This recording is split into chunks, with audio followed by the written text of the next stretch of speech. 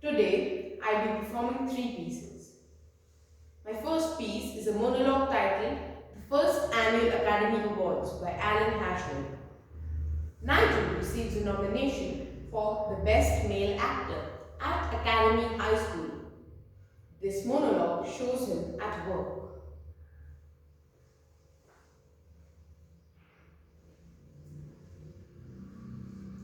Before I begin my oral presentation on the play Hamlet, I would like to take just a moment to clear the air about a few things. I understand that some nasty rumors have been going around about me. Rumor 1. I have never even read the play Hamlet.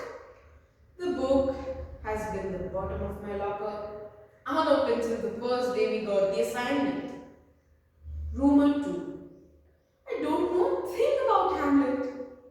Up until yesterday morning, I thought that a Hamlet was a clever name for a small breakfast item. According to that rumor, I even went to Delhi and tried to order a Hamlet with a side of home fries. Rumor 3. I am completely unprepared for this presentation, and all I plan to do is get a bare passing grade by standing up here and bluffing my way throughout until my time is up. And rumor 4, the most sickening one of all. I, Nigel Thorburn, have no academic motivation whatsoever. I expend the least amount of energy possible to squeak by, using only my natural charm and extreme talents in the art of slinging the bull. I want to say, right here and right now, that I highly resent these rumors. If any of you have been spreading them, I say, pardon my language please, damn you! Damn your conniving hearts and your lying mouths! To those of you who have begun to doubt me because of these rumors, I say listen! For I am about to deliver a presentation on Hamlet that will erase all doubt, all fear, all worry, all... Excuse me? What? My time is up? Do you mean to say I'll be getting a D for simply using up my time? Even though I haven't begun to reveal the great mysteries of the play Hamlet? I will. I am appalled.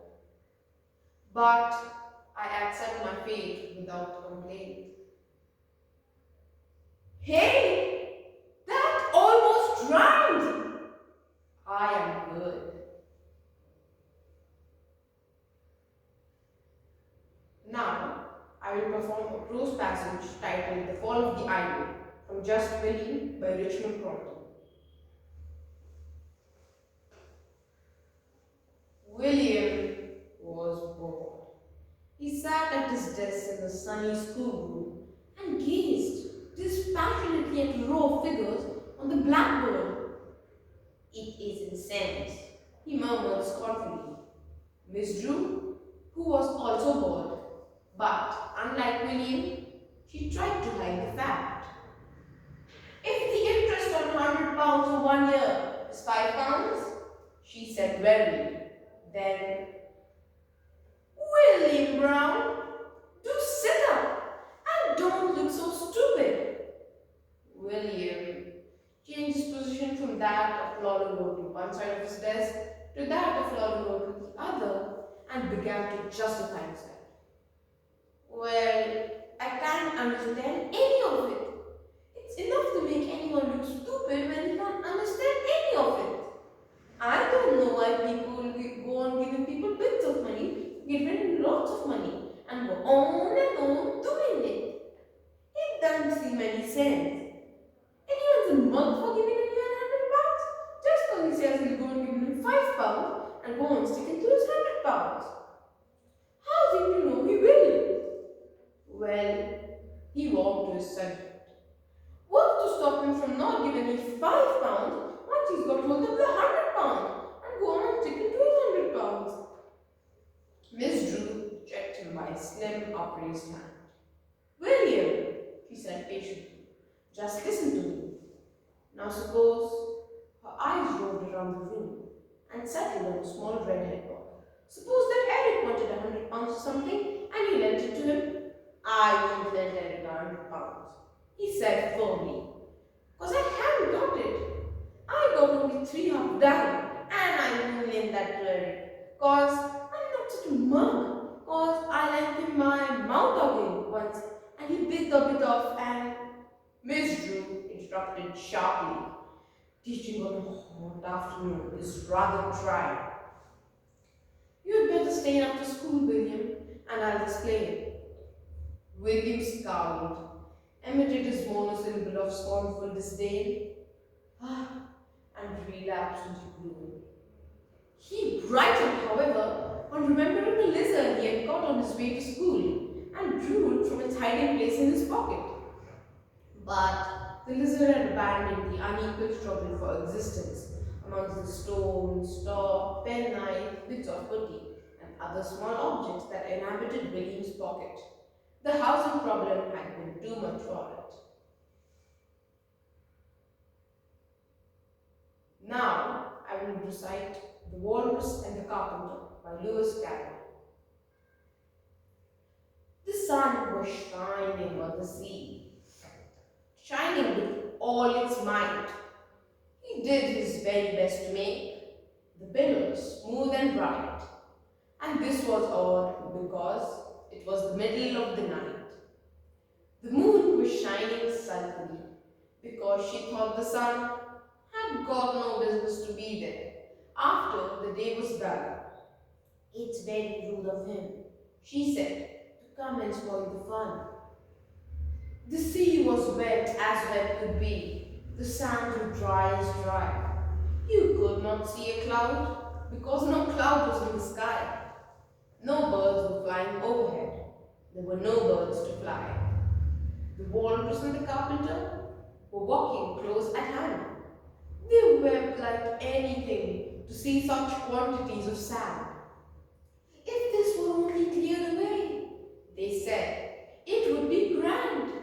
If 7 maids, 7 mops swept it for half a year, do you suppose, the Walrus said, that they could get it cleared? I doubt it, said the Carpenter, and shed a bitter tear. Oh, oysters, come and walk with us. The Walrus did beseech. A pleasant walk, a pleasant talk, along the briny beach.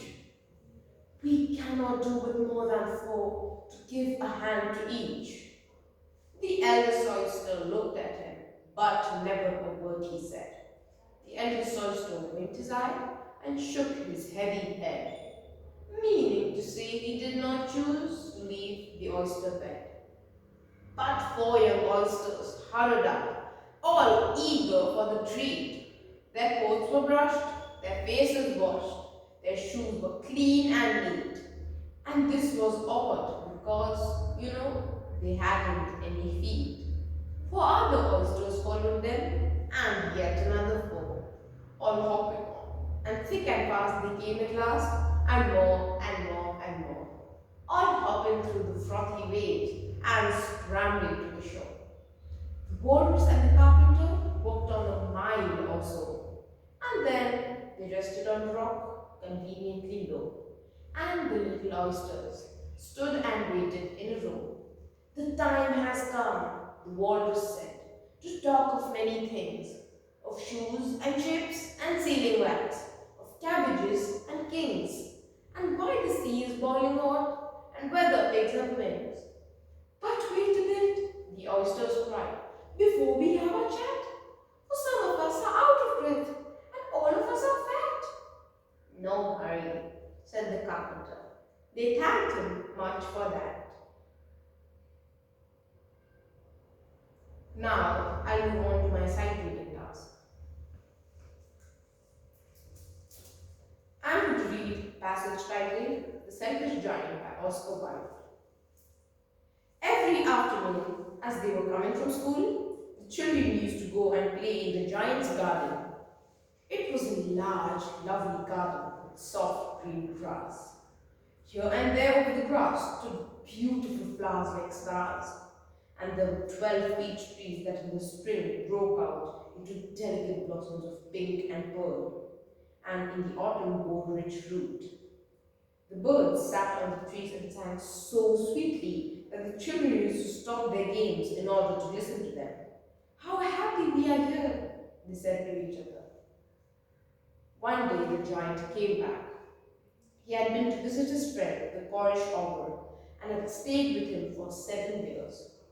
After the 7 years were over, he had said all that he had to say, for his conversation was limited, and he determined to return to his own castle. When he arrived, he saw the children playing in the garden. "What are you doing here?" he cried in a very gruff voice, and the children ran away. "My own garden is my own garden," said the giant. "Anyone can understand that, and I will allow nobody to play in it but myself." So he built a high wall around it and put up a notice board. Trespassers will be prosecuted. He was a very selfish giant. The poor children had now nowhere to play. They used to wander around the high walls when their lessons were over and talk about the beautiful garden inside. "How happy we were there," they said to each other. Now, I'll move on to my reflection questions.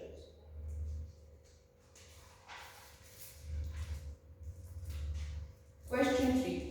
Describe the imaginary surroundings in one of your pieces.